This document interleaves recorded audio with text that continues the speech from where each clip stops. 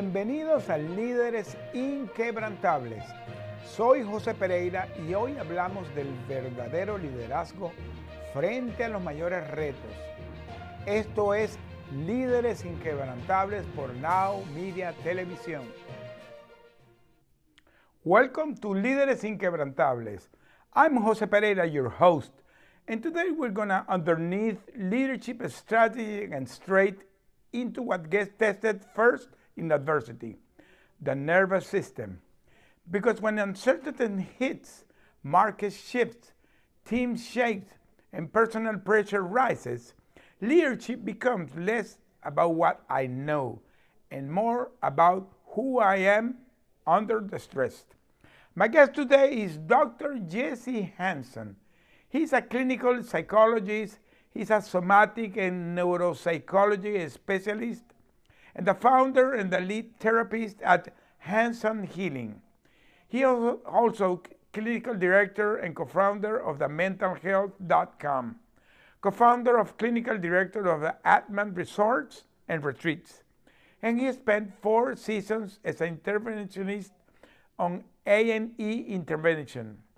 Dr. Hanson works bridges modern neuroscience with ancient healing wisdom, so leaders can move from survivor mode into grounded, effective action. Dr. Hanson, welcome to the show. Thank you so much, Jose. Muchas gracias. I'm very happy to be here, and this is the stuff I love to talk about. So grateful to be on your show. Well, I love what you're doing, combining the neuroscience with ancient healing wisdom. It's going to be a very interesting topic. So let's start this with what leaders rarely say out loud. So let's talk about the high pressure seasons. Leaders can look fine when their body is fight or fight. The segment connects adversity leadership to nervous system regulation, so viewers understand why clarity disappears under the stress and how the resilience can be trained instead or fake it. So let me start with a question. When leaders are under prolonged pressures, what is the first thing you can see change in their nervous system before they can even notice it? Beautiful lead in, Jose. And I'll start with what's intended to be a joke, a little bit of humor to a heavy subject. You used the word fine a second ago in your question of acknowledging can look fine from the outside, but feel very different on the inside. And in the back office of the psychology office, we have an acronym for when we say, oh, I'm fine. It actually means funky, insecure, neurotic, and emotional. Yeah, everything's fine, but I'm secretly holding so much back. And so I appreciate that, and hopefully we can laugh at that a bit. And I think we all can fall into this category sometimes, and yet definitely leaders who are going through such high pressure scenarios, that pressure, causes a lot more ways they have to deal with what's going on inside. And yet the culture is such that the leader is supposed to be strong, solid, not be vulnerable, and just hold it all together. And it is that last line, holding it all together, Jose. That's where you start to bring in the neuroscience and the somatics, the body-centered approaches, because guess what? It's the same for any of us, whether we are big-time CEOs or leaders called moms and dads who have a big job to do at home and things come up. It takes when we have an emotion coming up and we're not in a place that we can best process it, we have to hold it in. And that literally takes neuromuscular contractions. It takes ways of creating tension in the body. And so I would say, I couldn't say there's one specific, well, I guess if I had to, I'll tell you what it is, but more what I want our listeners to understand is that it's probably going to be unique per person based on a lot of their own emotional patterns and developmental patterns. And yet it is some kind of what we could say holding pattern, which if I did have to say one, I guess I would say it would be the jawbone. It would be, you can kind of track when people are fine and holding it all together, often their jaw, whether or not they're grinding their teeth, but it's pretty locked.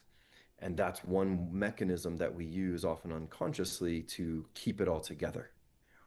I can go on about more, but I want to hear how that lands with you, Jose. Well, that's very interesting. I was thinking in something because you have worked with high stakes environment, from a clinical work to the intervention.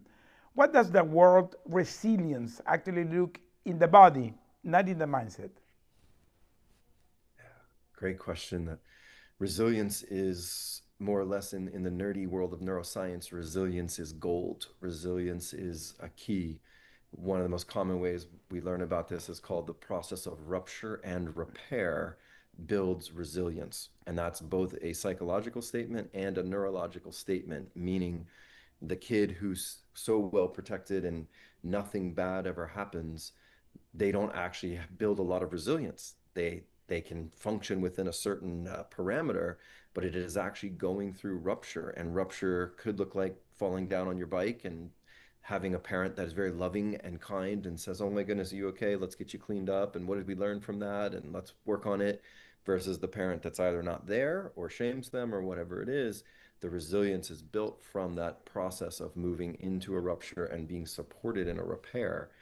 And why that is so golden for the nervous system is because it teaches us how to have access to more of all the almost look like neural networks, as if you had a mountain and you have water, a massive amount of water coming down it. If you've only got one or two channels, the water's always going to go down those same channels. When you start to go through ruptures and repairs, you learn how to adapt to different challenges. You build more channels so that the water starts to move more well distributed across the metaphorical mountain, which is us. So its resilience is such a powerful thing, and it's so important for all of us, but really for leaders, not only to have their own resiliency, but to understand this process of rupture and repair. Because I cannot tell you how many corporate environments I've been brought into because the leader, the CEO, COO, whatever role they're in, it feels like a tyrant. And that is the sense that there is no real room for repair. If it's rupture, it's you're in trouble and you're shamed. And so I feel like when leaders can know this and show this and help people learn when they make mistakes, just like the kid falling off their bike, then you get a whole different corporate culture. And I would also argue that the leader gets a whole different experience of who they are as a human being rather than being perceived as a tyrant. I am perceived as someone that can be strong and yet also show some compassion and know how to build resiliency within a team. Yeah. I have a podcast called Building Resilience where I talk always about that. You know, Maybe your audience doesn't know, but I went through a hostage situation. And one of the things that I discovered during that time was that I needed to build resilience, but because we went as a survivor, we went to the survivor mode. So there comes the question here, what are those hidden tails that someone is leading from their survivor mode? Another way to shape that is the, fight or flight, right? How do we tell when someone is in fight or flight? And there are some key common ones, but it's really a sense of, if you think, just imagining for ourselves being in fight or flight, as soon as I imagine it, it's a little bit more on edge. And so restlessness, tight jawbone, bouncing legs, bouncing finger, body parts kind of bouncing when we could just be still. Ironically, I've actually worked with a lot of people that realized, like, sitting at their desk, they always lifted their heels up. Even that was a little bit of fight or flight. They were ready to leave. And so I think, these are some of the hidden tells, as well as just, a lot of times our facial muscles can give things away like that. But it's so important to be able to track these things for all of us in our life, both in ourselves and others, because I'm sure you know this, Jose, but it's common said, 90%, whatever, the percentages can vary a bit, but the high percentage of our actual communication is nonverbal, meaning through the body, through posturing, through tones, through all these things. Okay, well, we're coming to the end. We have a minute left. So we're going to be talking next segment about decision making in crisis, how leaders can slow down internally without losing the momentum externally. Stay tuned and we will continue the next conversation. No te muevas, regresamos con más historias y estrategias para mantenerte firme cuando todo se te pone a prueba. Esto es Líderes Inquebrantables por Now Media Televisión. Estamos de vuelta. Soy José Pereira y estamos viendo Líderes Inquebrantables en Now Media Televisión. Sigamos descubriendo qué significa liderar sin quebrarse. We're coming back to Líderes Inquebrantables. If you want to hear more episodes like this, you can watch Now Media TV live or on demand. Download the app on Roku, iOS, podcast at Now Media TV. You can see my podcast there. Welcome back to Líderes Inquebrantables. I'm here with Dr. Jesse Hanson. And now we're going to be stepping into the moment with every leader faced eventually, making critical calls when I don't have the perfect information. So let's deep dive on this. And everybody's looking at me. When stakes rise, the brain narrows. Leaders can confuse urgency with clarity. This segment gives viewers a crisis framework rooted in the neurobiology. Regulate first, then decide. So action is clean, not reactive. So I give you the question. In your work, what is the difference between the fast decision and the reactive decision? And how do you handle the spot in the real time? This word decision, Jose, it carries so much weight for me lately as a psychologist and human being, a father, so many ways in which I have different roles in my life, as I know a lot of us do, is realizing, wow, it really is the decisions I make on the daily that sculpt my life, sculpt who I am, sculpt who I'm becoming. And so when I hear you ask this question, first and foremost, it comes to me to just not take for granted or breeze over the notion of realizing how we make decisions in general matters a lot. And yes, to the point of your question and this segment is that when the stakes are higher, decision making often feels harder or at the very least more intense. And so from that, Jose, I would say that, it comes down to what I call the emotional operating system, the EOS that we all have. And depending again on so many variables that started back in our childhood up to our present day life in terms of our daily practices and the way we live our life. For example, the person who gets up and drinks coffee right away and gets going and no judgment. I have mornings like that versus the person who gets up and has that ritual built in to take a few minutes for meditation, prayer, movement, whatever it would be. Already by that movement, that second option in the morning, it's setting me up for wiser decision making through the day. Now, again, I know we all have busy lives, and I'm not saying that to make any of us feel guilty that we're not doing that or highlighted if we are, but just to name how we live in our body, how we are aware of, is my jawbone tight while I'm making this decision? I can't tell you how many times I've seen, this crossed arm, closed off, tight posture as I ponder what I'm going to do. And then from this posture, I often, if not always, decide to go with the decision that's more based on either fear or contraction. Uh, Whereas if I'm holding into a more neutral posture and breathing in that way, deeper and slower, I find it's easier to really see all the different pieces of the puzzle, which shifts from a reaction into a conscious action that is attuning to the present moment and attuning to what's really happened. So many times we're all making decisions based on past or future imagined outcomes, as opposed to really being attuned with presence. Easier said than done, by the way, humbly admit, but I know the map, Jose. And let me tell you something. You were mentioning about the meditation and the morning prayers and talking about neuroscience. When you are meditating or you're doing your morning prayer and you're doing intention and you're setting the tone in your brain, how you want to start your day, and that will create the atmosphere, what's going to be your day. So what do you think about that? 1000% resonate with your words, Jose. There's no question about it. There's actually, now we live in a time, and this is where I feel so blessed to have found neuroscience and specialize in it, because it is, a lot of ways, it validates these ancient practices and these ancient ways of living, meditation, prayer, One of the other key themes of my work is about embodiment, which is simply, it's not just going to the gym to work out, though that supports embodiment. It is this shift in our consciousness where we no longer live in the mind-body divide, but catch up to modern neuroscience to realize whether we like it or not, our brain body is fully one organism, interconnected, and everything that all the neurology that moves through our neuromuscular system is woven into our brain.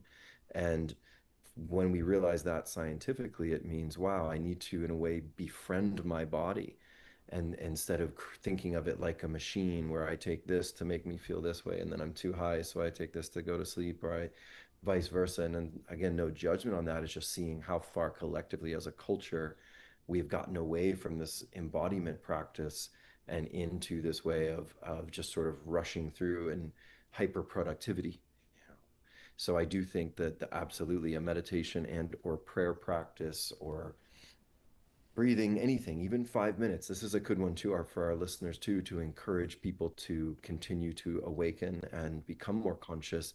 Is that the most recent research out there shows that actually shorter, more often incremental meditations is actually better for us than an hour a day, because it's so often it's like, oh, I want to do that, but I can't find the time. Well, hey, 5 minutes, set a 5 minute timer, maybe once, twice, thrice a day, and it's still going to help our brain start to learn how to slow down as well as make more conscious decisions. And you're talking about 5 minutes. People sometimes complain that they don't have 5 minutes. Come on. So What then you do happens two, and then you do neurological two, when and a then you build leader it up to tries to three. think their way out of the fear, but the body still is bracing for impact? Yeah. Yeah, it's you know, basically what I hear in this question is the neuroscientific understanding of trauma. It's, that's what happens to us. All of us have something that happens that's less than perfect. And if we don't know how to, what in the neuroscience world is called sequence, that neurological phenomenon, that energy in our body, if we don't know how to sequence that, then it stays in us. And so we can stay in that fight or flight mode, which is then what we bring that into work, whether as a leader, as an employee, as wherever we go. And so it is again where this is a theme on my show as well that we always talk about is, by doing the deeper inner work and starting to do work that involves us having deeper self-understanding, that does help create nervous system regulation, which creates healthier choices, healthier relationships, uh, healthier way of living. And yet it takes courage. It takes courage to look deeper, to go inwards on, especially, I am a big advocate. Not everyone likes when I say this, Jose, but I genuinely believe from the pure scientific level, everyone has trauma. Acute trauma is physical, sexual, the awful things that we all hear about and don't want to hear about. But developmental trauma or attachment trauma is where I feel confident in saying, actually, if you slow down enough, you'll see where, wow, these patterns of either neglect or inundation have impacted who I am and do impact how I live my life. Even when we have the courage to look at those patterns, we can often see. And one last thing I'll say here and pass it back to you is that when I see leaders shift in these ways of upgrading their emotional operating system, it trickles down so beautifully into the corporate organization, into the infrastructure of how everyone else feels. That's incredible. That's incredible. And let me tell you something, because sometimes the leader are thinking that you had to take conscious decision and based on data, etc. But sometimes you have gut feelings. So how do I, as a leader, separate what is my intuition in something and what is something that's giving me anxiety? Because especially both could feel very similar. How can I see that it is I'm feeling bad because I'm having that gut feeling, or I'm really having anxiety? How can I have the difference? Yeah, such a great question, Jose. And I'm afraid I don't have a quick, easy answer, but I do have a bit of a map, which is to say, give thanks, integration, meaning a little bit of both. And what I've learned from my own just way of living more of a connected life, or a life of listening and call it prayer, call it meditation, is it's helped me realize, wow, so often those gut instincts are correct. And yet not every single time does it mean go with that gut instinct. There are always many variables in a situation. And so what I offer is from the nerdy world of neuroscience, it would be called creating bihemispheric brain activity in order to navigate this, which means, okay, my gut is telling me I ought to, let's just use a random case example. I ought to fire this person. Just like I just get a sense of that. And yet, when I run through my left brain or the data, as you said, as the sort of the facts, it's like, well, wait, if I fire them right now, actually, that's going to create a ripple effect and this. And so there's the example where in that one, I still know in my gut, probably need to either fire this person or continue to work through something with them, but I'm not going to do it right away, purely gut instinct. I'm going to blend some left brain intelligence into what the gut is feeling. And in the nerdy world, we call this brain heart coherence, where the information's allowed to pass back and forth both ways. And yet, in science, we know that originally, as we were all born as newborns, we are much more gut feeling oriented. And later, the left brain or intellect comes in. And so, if you keep that algorithm, it's like, yeah, check in with the gut first, then make sure it makes sense, make sure it doesn't crumble your whole world or your company or whatever it is, and they play off each other. Okay, very, very nice. Where the people can find you? I am at hansonhealing.com. It's just my last name, Hanson, the word healing. And that's the easiest way to reach out to me. And I'm up to some great projects. I've got Lead with Heart, which is another show here on Now Media Network that just recently launched, and really enjoying that as well. So you can check out that show. And I'm also working on mentalhealth.com. Slowly but surely, we're getting that project together. So you stay tuned to that website and see the changes that are going to be coming this year. So thank you. Thanks, Jose. Okay, so we're coming to the end of this segment, and we're going to be talking in the next segment about when we're having adversity. That can be not only an external adversity, it can be internal adversity. That sometimes you spread that thoughts through your team, your culture, and it brings some burnout patterns. So we're going to be talking about those tense moments of negotiations, crisis headlines, grounding technique, postures, nervous. Stay tuned. It's going to be a great conversation. No te muevas. Regresamos con más historias y estrategias para mantenerte firme cuando todo se te pone a prueba. Esto es Líderes Inquebrantables por Now Media Televisión.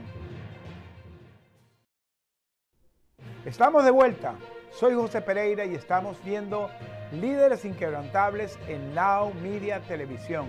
Sigamos descubriendo qué significa liderar sin quebrarse. Welcome back to Líderes Inquebrantables. I'm your host, José Pereira. In the last segment, we were talking about something very important that I missed something that was taking the pause. So, Dr. Jesse, I want to talk about the importance of taking a pause. Whew. Yes. Yes. Again, way easier said than done for all of us. And yet it is so vitally important.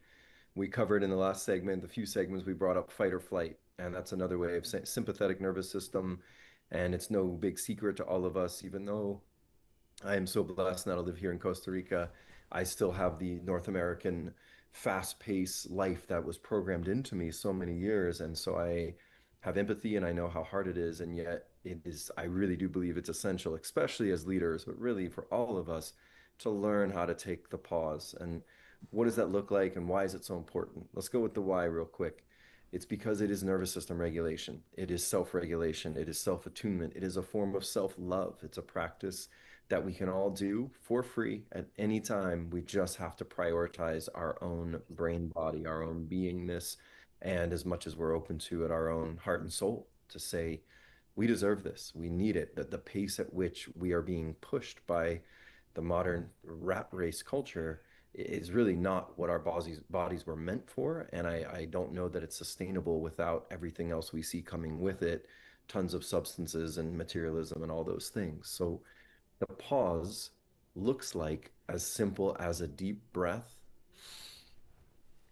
and exhale the mouth. I encourage that mouth exhale because, like I named in the earlier segment, our jaw bones are tighter than they need to be. So even just an occasional breath out of the mouth helps to remind ourselves to slow down and to feel more present and to just check in. Maybe in that slow down, it's that breath or two, and it's to check in. What do I need right now? You know, as simple as, do I need to just get a snack or go to the bathroom, or realizing I need more intimacy in my marriage, or whatever it is. But it's that pause where we can also start to feel what we need. You were talking about trauma, and trauma is a big thing. And there is something that had to do also with the cultural thing. Here in the US, trauma is a big, big thing here. So, but trauma is not only feeling the trauma, is somatizing the trauma. So, in a tough season, what are the most common stress behaviors you can see in a team? The leader misreads sometimes, like an attitude problem. How do they handle that? Did you say like an anger problem? Yeah. Mm-hmm. Yeah, yeah, Mm-hmm. yeah. So no, thank you. Yeah, again, trauma, that is obviously, it's a very deep subject. And what I would say is that, if you can think of it, I often call it, instead of trying to figure out who's diagnosable as PTSD or not, though there are clinical metrics for that and they have their place, I like this language I call trauma residue. It's to recognize we all have some kind of residue in us, even if it was, a heartbreak. And now as I start dating again, I feel a little more guarded around my heart. That's an example of trauma residue in a subtle way. And so if you look at it this way, in terms of like your example of anger management, what it means is that the angry leader is coming in holding trauma residue in their body, in their nervous system, in this case from anger, meaning places in their life that boundaries aren't being held appropriately. And so now, as the angry leader comes in with that trauma residue, can almost, again, in this sort of imagery based idea, like as I come in and I am that leader, I'm like, you know what? This is not okay. And this is not good enough. And what are you doing? And why are you 15 minutes late? And again, there's all just reasons to talk about those topics, yet there's a way to do it more gracefully.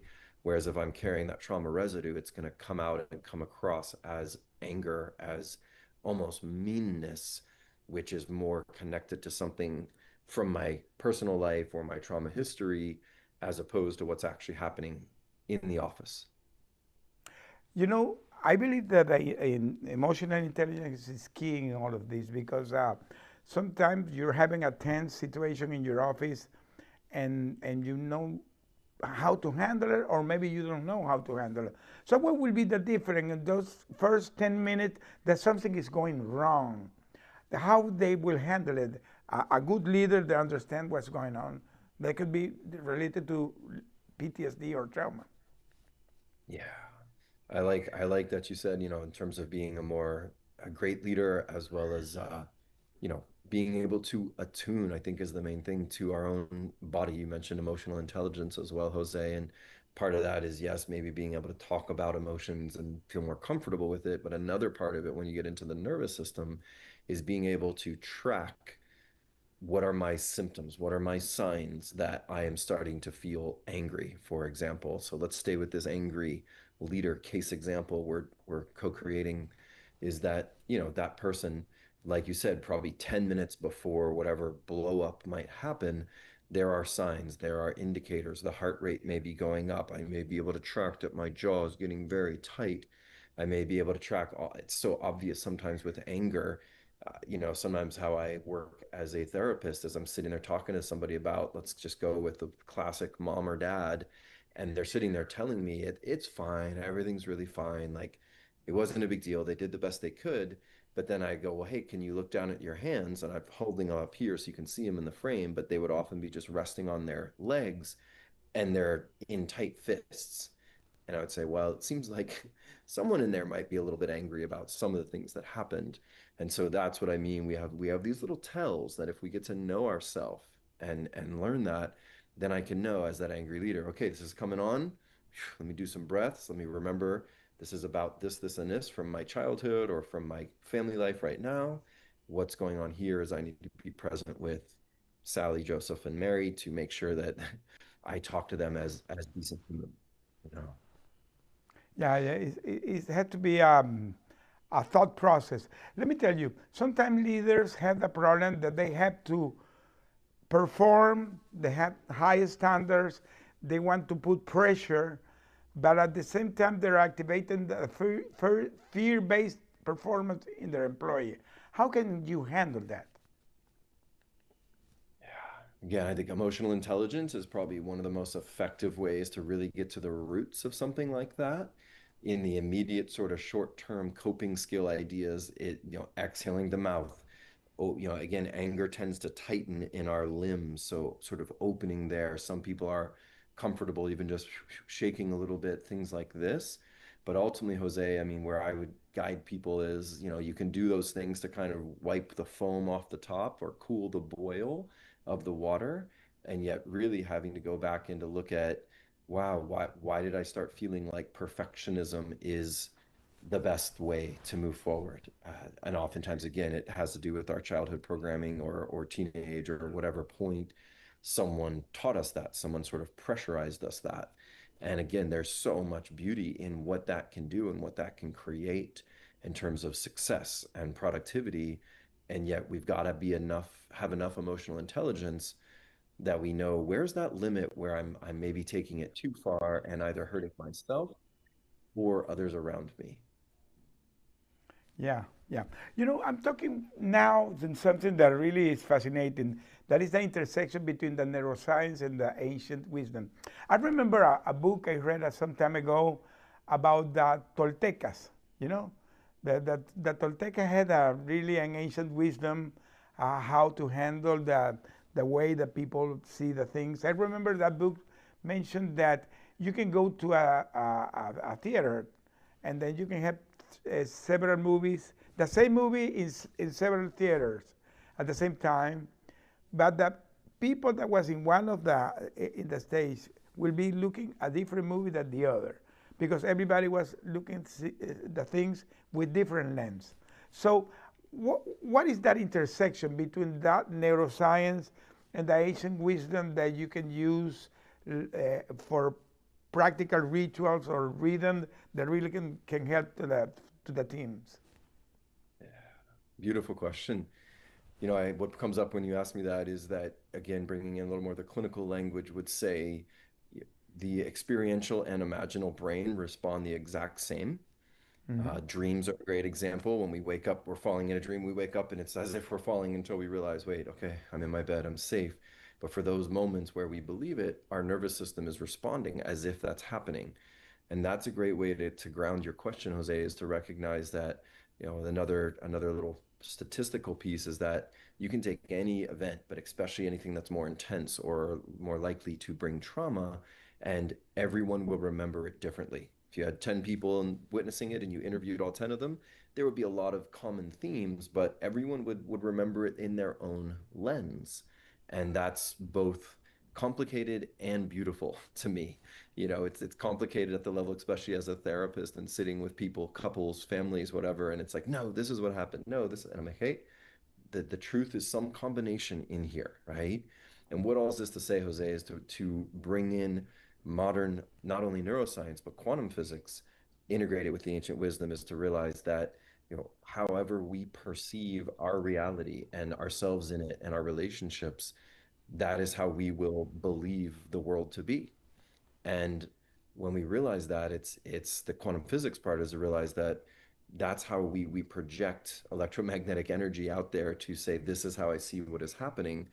And yet when you look at the ancient wisdom, I feel like ancient ones knew this, that they were just more at peace with this to know, these concepts of manifestation or learning how to dream awake or create your reality. If listeners don't know, Dr. Joe Dispenza's work is amazing with this in terms of really mastering the art of bringing it into today's modern world and looking at what is the ways that I'm creating my reality around me based on my belief structures, my behaviors, my emotional patterns, my EOS, my emotional operating system. And the ancient ones knew this already, and they just sort of knew we are all here creating our own reality. Let's work together to create something more beautiful. Whereas today's world, we're getting more pushed into these individualized, little digital lives, right? And so the ancient wisdom would say, yes, it's true that we create our own reality, and how you perceive reality is going to dictate how you feel in your body and in your emotions. So let's do that wisely together. Yeah, you're talking about Joe Dispenza. I love Joe Dispenza, and we're going to talk a little bit more in the next segment about that because that's really a fascinating topic. The pastor of my church, he always mentioned that neuroscience today is confirming what the Bible said more than 2,000 years ago. So Yes. that is so true. But we're going to deep dive a little bit more in the next segment. So stay tuned. We're going to continue in the last segment. No te muevas, regresamos con más historias y estrategias para mantenerte firme cuando todo se te pone a prueba. Esto es Líderes Inquebrantables por Now Media Televisión. Estamos de vuelta. Soy José Pereira y estamos viendo Líderes Inquebrantables en Now Media Televisión. Sigamos descubriendo qué significa liderar sin quebrarse. Welcome back to Líderes Inquebrantables. I'm your host, José Pereira. If you want more episodes like these, you can watch Now Media TV live or on demand. Download the app on Roku, iOS, and my podcast at Now Media TV. So let's continue this conversation. Before we start the next topic, this is the last segment. I left the last topic about talking about neuroscience. And I mentioned that the pastor of my church, he always mentioned that neuroscience has confirmed what the Bible said more than 2,000 years ago. And again, we were talking about the praying. When you are praying intentionally and you're asking for something that you haven't seen, but you truly believe in that, that is the base of the faith. What is your thought about that? Jose, your questions are in fuego. These are wonderful questions. Thank you. Uh, Faith is, I've said this for years, even before I fully completed my neuroscience degree, but faith is one of the most, if not the most powerful healing agents, whether you're going through Reiki energy healing or going through an intense medical surgery, having faith that you'll be carried through it. And I definitely testify in my own personal work, as well as thousands of clients now, that when the more I see a person show up with faith, the more excited I am about the transformation that's coming. Now that's, let's call it spirituality based. When you bring in the neuroscience, here's where it gets really fun and interesting, Jose, is that what we commonly know about is fight or flight and parasympathetic or rest and digest. Those are very simplified descriptions of what those parts of our nervous system really do, and yet those have sort of dominated even medical worlds for a long time. Recently, only in the last roughly 20 years, Dr. Stephen Porges as probably the leader of this movement, but he has the thing called the polyvagal theory. Not sure if you've heard of this or not, but polyvagal, in a quick nutshell, is the first origins of our own creation in our mother's womb, when sperm and egg come together and a zygote is created. And that, what initially the first physical matter that becomes all of a human, is called the vagus nerve. And so polyvagal is saying that as we grow, that vagus nerve starts to move into certain key areas. A lot of it's in our face, heart, and gut. But it's the point is that that part of our nervous system, if we can all just dare to imagine it for a few moments, being back in an environment where every need that we have is taken care of before we even think of it. We don't really even have to think. Our life is being sustained, and pray it be a pleasant environment in the family home. Assuming that, then it is also very safe emotionally for us, and for most of us in there it is. And so that, to me, that's just such a beautiful experience to think about. And that's the idea of what happens when we have faith. It starts to help activate our polyvagal nervous system, which helps us to have this feeling of, I'm okay, I'm being taken care of, I'm being nurtured, I'm getting stronger, I exist. It's a very simple way, and yet if you look at it, so often what's underneath some of these maladaptive ways that leaders can, so let's say, act out and bring their trauma residue into the workplace, if they knew how to connect to polyvagal more often, then a lot of that starts to calm down or regulate, right? So is a faith, the activation of faith, the emotion of faith, the connection of faith helps to stimulate the polyvagal nervous system, which helps to regulate everything else.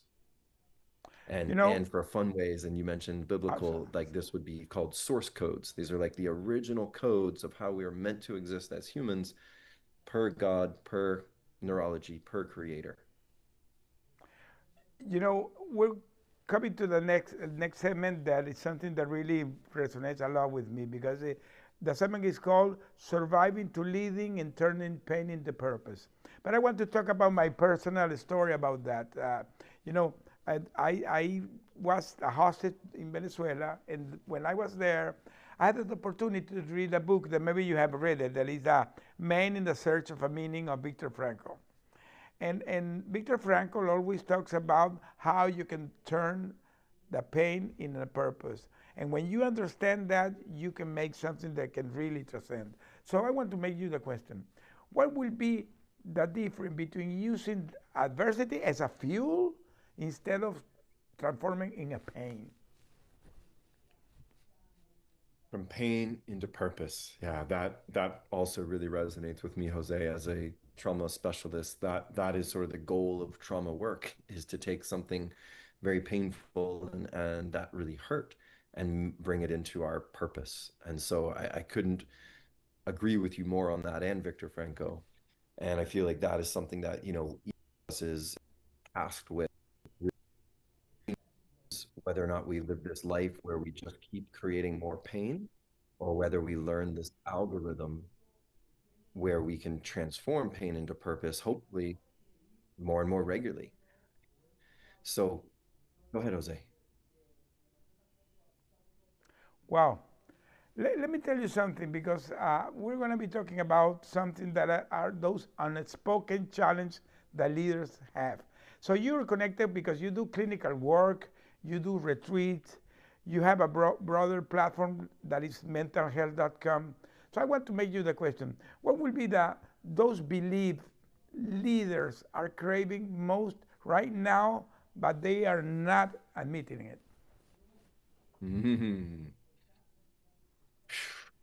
Ah, beautiful question again. And this is what I see is from, I'm gauging this from my own understanding of culture as well as many hours in the therapy office with great leaders, is that I feel like what they're craving is the permission to be more human, the permission to be more vulnerable, the permission to admit that they're not always okay.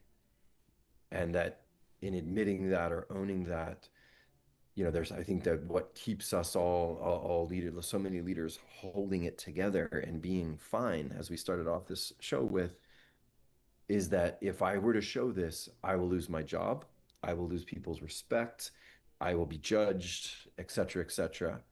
And I feel like that's actually what many leaders are secretly craving. And of course, I'm open to being wrong about it. It is simply my opinion and based on my expertise. And yet, as I hear myself say it out loud, it probably is even vulnerable to admit that as a leader. And yet, I feel like that's what they're looking for. And more leaders are also, as you mentioned, retreats, turning towards deep dives, turning towards realizing, wow, I do all this stuff and I make all this money, but am I actually happy?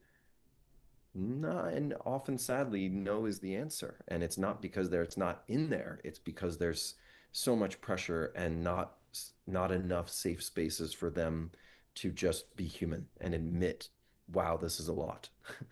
You know.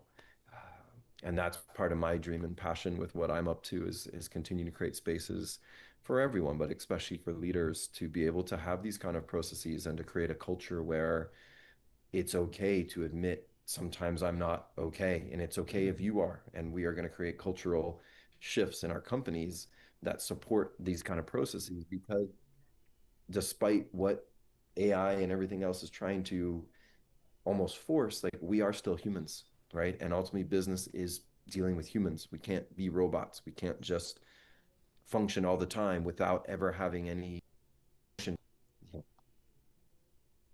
Because sometimes the leader thinks that he's a superhuman, And you know, we were talking about resilience, and that resilience is exactly that. Sometimes you will fall, but you have to stand up and try to bounce back. So when a leader is rebuilding his life or his business after a collapse, it could be a financial collapse on his relationship, whatever. What should he prioritize first so he can build enough from what he did in the past? What would be your recommendation? Mine would be to find a safe and sacred space, whether that's actually with a psychologist or a good friend or a mentor, but to really process what happened in the collapse. Again, whether it was a personal life, marriage thing, or whether it's a company that went down, is to give that person a space to process that. And in my language would say clear the trauma residue so that as you rebuild, you can do that without making decisions based on, oh my gosh, but if I do that, I might be like that before, or I have to make this one because last time I did this and that wasn't it. So we're going this way. And then beyond that, Jose, I would say, that would be a first step. And the next step would go into what I call embodiment, but really starting to learn, okay, wow, how am I wearing this? I feel so beaten down by this. I need to be conscious to open my heart back up and face whether these are new interviews, new meetings with potential new partners, whatever I'm doing, really track how I'm showing up physically to let it encourage and support this idea that I can rebuild, I can reboot, you know. If somebody wants to contact you, say again how they can find you. Easiest way is on my website, hansonhealing.com, Hanson healing.com. And also you can check out the work I'm up to, mentalhealth.com. And I have a show here on Now Media, Lead with Heart, where you can check out deeper conversations with leaders about how they have become who they are today. So, coming to the end, if you could leave a leaders with one principle to stay unbreakable, what you will say to them? I don't know about unbreakable. I would say resilience, practice resilience. Let resilience become something that means a lot, and let it be okay to let there be ruptures, because in the repair, that's where the magic happens. Well, thank you for being here. It has been a wonderful conversation. To everyone watching this, adversity will test you, but it can also train you, keep your standards high, keep your nervous system steady, and keep your humanity intact. I'm Jose Pereira, I'm your host, and this is Líderes Inquebrantables. Until the next time.